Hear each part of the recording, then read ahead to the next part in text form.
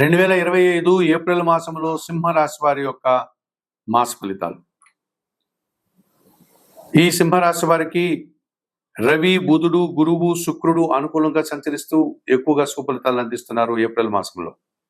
అలాగే కుజుడు, శని, రాహువు, కేతువులు ప్రతికూలంగా సంచరిస్తూ ప్రతికూల ఫలితాలని, ఇబ్బందుల్ని అందించే వాతావరణం కనిపిస్తుంది. మరి ముందుగా అనుకూల గ్రహాలను పరిశీలిస్తే సింహరాశి వారికి 2025 ఏప్రిల్ మాసంలో ద్వితీయాధిపతి అయినటువంటి జన్మరాశ్యాధిపతి అయినటువంటి ఈ సూర్య భగవానుడు ఏప్రిల్ 13 తర్వాత భాగ్యభావమైనటువంటి మేషరాశిలోనికి ప్రవేశించడం వల్ల మీ మాటకు విలువ పెరుగుతుంది. అధికారులతో సత్సంబంధాలు ఏర్పడతాయి. తండ్రి గారి ఆరోగ్యం కుదుటపడుతుంది. ప్రభుత్వం నుంచి రావాల్సిన ఆదాయాన్ని అందుకుంటారు. తండ్రి సహకారాన్ని పొందగలుగుతారు. నూతన ఉద్యోగాలకు అవకాశం కనిపిస్తుంది. అధికారులతో సత్సంబంధాలు ఏర్పడడం వల్ల మీరు చేసే కార్యక్రమాలంతా కూడా అభివృద్ధి పథంలో ముందుకు సాగే విధంగా, అభినందనలు అందుకునే విధంగా ఉంటుంది. ద్వితీయ లాభాధిపతి అయినటువంటి బుధుడు ఈ నెలంతా కూడా అష్టమ భావంలో మీనరాశిలో సంచరిస్తున్నాడు. ఏప్రిల్ నెలంతా కూడా బుధుడు అష్టమ భావంలో సంచరించడం వల్ల సమాజంలో మంచి గుర్తింపును తెచ్చుకుంటారు. మీ సలహాలు వృత్తి, ఉద్యోగ, వ్యాపారాల్లో అభివృద్ధి పథంలో ముందుకు వెళ్ళే విధంగా ఉంటాయి. మీ సలహాల వల్ల మీ సంస్థ కానీ, మీరు కానీ అభివృద్ధి పథంలో ముందుకు వెళ్ళడానికి అవకాశం ఉంటుంది. వృత్తి, ఉద్యోగ, వ్యాపారాల్లో మంచి అభివృద్ధిని, ఆదాయాన్ని సాధించుకోగలుగుతారు. వ్యాపార అభివృద్ధి బాగా ఉంటుంది. మీడియా రంగంలో పనిచేసే వారికి కానీ, నటులకు కానీ మంచి అవకాశాలు రావడానికి అనుకూలంగా ఉంది వాతావరణం. వ్యాపార అభివృద్ధి, బ్యాంకు లావాదేవీలు అనుకూలంగా ఉంటాయి. ఆకస్మికంగా ఆదాయాన్ని కానీ, అవకాశాలను కూడా మీరు అందుకోగలుగుతారు. ఇక పంచమ అష్టమాధిపతి అయినటువంటి గురువు దశమ భావంలో వృషభ రాశిలో సంచరించడం వల్ల ఈ నెలంతా కూడా మీ ఆలోచనలు చాలా వరకు కార్యరూపం దాలుస్తుంది. సంతానం అభివృద్ధి పథంలో ముందుకు సాగడానికి అవకాశం ఉంటుంది. వృత్తి, ఉద్యోగ, వ్యాపారాల్లో మంచి అభివృద్ధిని, ఆదాయాన్ని మీరు అందుకోగలుగుతారు. నూతన బాధ్యతలు చేపట్టి తద్వారా మీరు విజయాన్ని సాధించి తత్సంబంధమైనటువంటి సుఫలితాలను మీరు అందుకోగలుగుతారు. విద్యార్థులకు మంచి ఫలితాలు ఉంటాయి. నిరుద్యోగులకు ఉద్యోగాలు రావడానికి అవకాశం ఉంటుంది. తృతీయ దశమాధిపతి అయినటువంటి శుక్రుడు అష్టమ భావంలో మీనరాశిలో సంచరిస్తున్నాడు ఈ నెలంతా. ఈ కారణం చేత స్త్రీజన సహకారంతో మీరు మంచి అవకాశాలను అందుకుంటారు. అనగా ఉద్యోగంలో కానీ, వ్యాపారంలో కానీ, ఇతరత్ర సొంత వ్యాపారంలో కానీ స్త్రీజన సహకారంతో మీరు చాలా మంచి కార్యక్రమాలు నిర్వర్తించి లాభాలు పొందగలుగుతారు. ఈ 2025 ఏప్రిల్ మాసంలో సింహరాశి వారికి సూర్యుడు, బుధుడు, గురువు, శుక్రుడు ఈ రకంగా అనుకూలంగా సంచరిస్తున్నారు. ఎక్కువ సుఫలితాలని, లాభాలని అందిస్తున్నారు. సంతోషకర వాతావరణాన్ని, విందు వినోదాల్లో పాల్గొనే విధానాన్ని మీకు చవి చూపిస్తున్నారు. అలాగే కుజుడు, శని, రాహుకేతువులు కాస్త ప్రతికూలంగా సంచరిస్తున్నాయి సింహరాశి వారికి. ఈ 2025 ఏప్రిల్ మాసంలో చతుర్థ భాగ్యాధిపతి అయినటువంటి కుజుడు వ్యయములో కర్కాటక రాశిలో ఈ నెలంతా సంచరిస్తున్నాడు. ఈ కారణం చేత కుటుంబపరమైనటువంటి ఖర్చులు పెరిగే సూచన ఉంది. భూముల వల్ల కానీ, వాహనాల వల్ల కానీ మీకు ధన వ్యయము, కొన్ని ఇబ్బందులు, ఆటంకాలు రావడానికి అవకాశం కనిపిస్తుంది. ఇక సప్తమాధిపతి అయినటువంటి శని అష్టమ భావంలో మీనరాశిలో సంచరించడం వల్ల పోటీ ప్రపంచంలో కాస్త వెనకడుగు వేస్తారు. జీవిత భాగస్వామితో కానీ, వ్యాపార భాగస్వాములతో కానీ అభిప్రాయ భేదాలకు అవకాశం ఉంది. శారీరకమైనటువంటి దీర్ఘకాలికమైన అనారోగ్యాలు మిమ్మల్ని ఇబ్బంది పెట్టే సూచన కనిపిస్తుంది. ఆర్థిక సమస్యలు కూడా మీకు ప్రతికూలంగా ఉంటాయి. అష్టమ భావంలో మీనరాశిలో రాహు సంచారం ఒక దుబారా ఆలోచనల్ని, దుబారా ఖర్చుల్ని, విదేశీ వ్యవహారాల్లో ప్రతికూలతను, కొంతమంది దురాశపరుల సావాసం వల్ల మీరు ఆర్థిక పరమైనటువంటి నష్టాన్ని, అభినందనల్ని పడాల్సిన సందర్భాలు కనిపిస్తున్నాయి. అలాగే ద్వితీయ భావంలో కన్యా రాశిలో కేతు సంచారం వల్ల మీ మాటల వల్ల అపార్థాలు, కుటుంబపరమైనటువంటి సమస్యలు, కొన్ని స్థిరాస్తులకు సంబంధించిన విషయాల్లో నిరాశను మీరు ఎదుర్కోక తప్పదనిపిస్తుంది. అష్టమ భావంలో రాహువు, ద్వితీయ భావంలో కేతు సంచారాన్ని కాలసర్ప దోషంగా మనం పరిగణిస్తూ ఉంటాం. అటువంటి దోషాన్ని మీరు ఈ ఏప్రిల్ మాసంలో చవి చూడాల్సి ఉంటుంది సింహరాశి వారు. మరి 2025 ఏప్రిల్ మాసానికి గాను సింహరాశి వారు కుజునికి, శనికి, రాహుకేతువులకి పరిహారాలు నిర్వర్తించుకోవాల్సిన అవసరం కనిపిస్తుంది. ద్వితీయ భావంలో ఉన్నటువంటి కేతువు, అష్టమ భావంలో ఉన్నటువంటి రాహు దోషం నుంచి బయటపడడానికి ఈ సింహరాశి వారు శ్రీకాళహస్తీశ్వర ఆలయానికి వెళ్ళి అక్కడ ఉన్నటువంటి వాయులింగేశ్వర స్వామిని, జ్ఞానప్రసన్న అమ్మవారిని దర్శించి ఆ ఆలయంలో నిర్వహించేటువంటి రాహుకేతు పూజను నిర్వర్తించుకొని రావడం వల్ల ఈ రాహుకేతు దోషం నుంచి మీరు బయటపడవచ్చు. అంతటి అవకాశం లేని వారు మీకు అందుబాటులో ఉన్నటువంటి దుర్గాదేవిని ఆరాధించి అమ్మవారికి కుంకుమ పూజ నిర్వర్తించడం వల్ల రాహుదోషం నుంచి బయటపడతారు.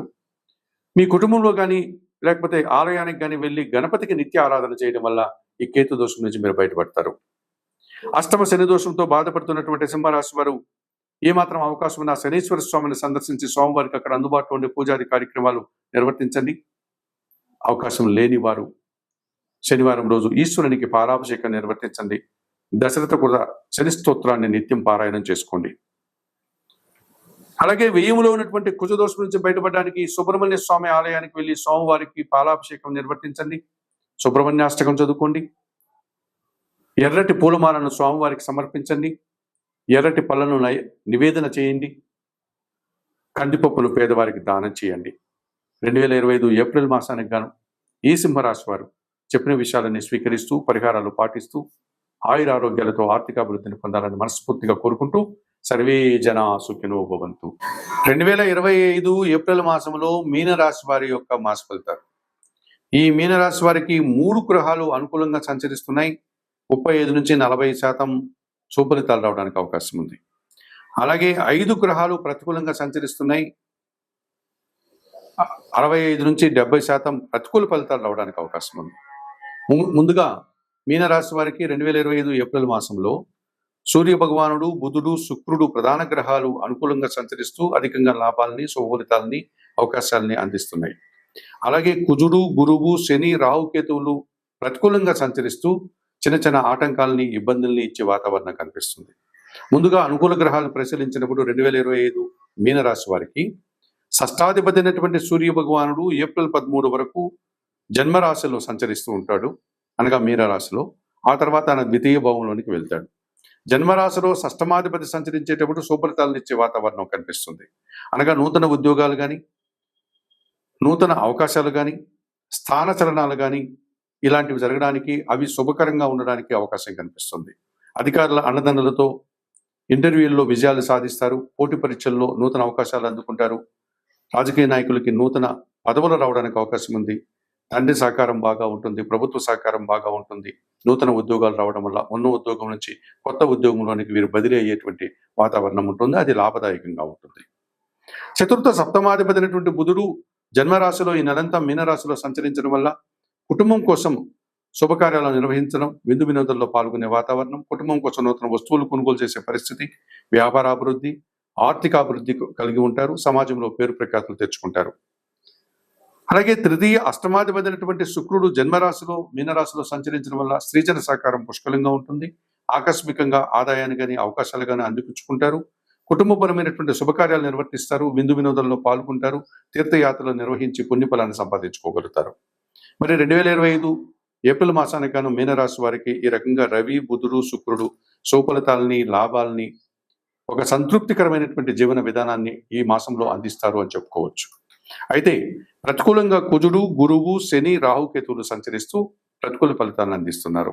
ఈ కార్యక్రమంలో భాగంగా 2025 ఏప్రిల్ మాసానికి గాను మీనరాశి వారికి ద్వితీయ భాగ్యాధిపతి అయినటువంటి కుజుడు పంచమ భావంలో ఈ నెలంతా కర్కాటక రాశిలో సంచరిస్తాడు. ఈ రకంగా సంచరించడం వల్ల మీ ఆలోచనలు కొన్ని కలిసి రాకపోతాయి. సంతానంతో మనస్పర్ధలు రావడానికి అవకాశం ఉంటుంది. భూవాహన సమస్యలని ఎదుర్కొంటారు. రియల్ ఎస్టేట్లో పనిచేసే వారికి ప్రతికూల ఫలితాలు వచ్చే వాతావరణం ఉంది. కొన్ని అసౌకర్యాలు కూడా మీరు ఎదుర్కోక తప్పదనిపిస్తుంది. మీ మాటల వల్ల అపార్థాలు, అభిప్రాయ భేదాలు రావడానికి అవకాశం ఉంది. ఇక జన్మరాశ్యాధిపతి, దశమాధిపతి అయినటువంటి గురువు తృతీయ భావంలో వృషభ రాశిలో సంచరించడం వల్ల కొంతమంది పెద్దల యొక్క సహకార లోపం స్పష్టంగా కనిపిస్తుంది. అనగా సహాయ నిరాకరణ మీకు కనిపిస్తుంది.